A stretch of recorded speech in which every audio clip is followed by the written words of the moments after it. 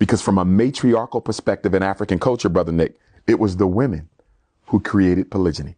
It was the women who said the men are going to have more than one wife. And do you know why they did that? Because they came from a principle of Ubuntu. I am because we are. Yeah.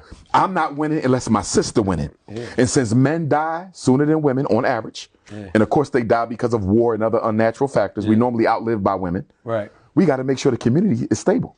And if we ain't got enough men to go around, the community won't be stable. And it's also that idea of tribalism, right? To where the man, if there's a successful man in the tribe, he wants to be able to take care of as many of the people in his tribe as possible. But from the matriarchal, it was the women who came to the men and said, you're going to take on more. I want to be your wife. Right, but you're going to take on more than me. Yeah. You're going to, not because I want to share my man. She needs you, she needs you, and she needs you because the community needs it.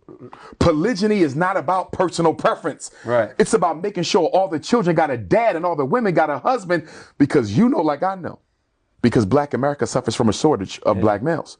Cemetery, penitentiary, right? Yeah. So what do women do when they can't find a man of their own?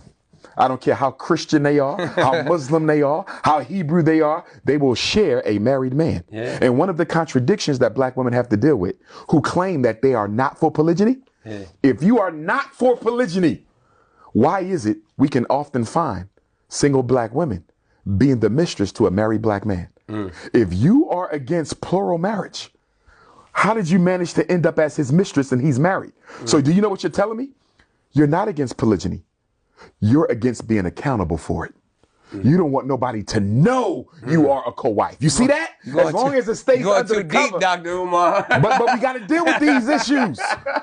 And as far as monogamy goes, and I'm going to do more research on this, Brother Nick, but my research has shown me there has never been a monogamous society on the face of this earth, only on paper.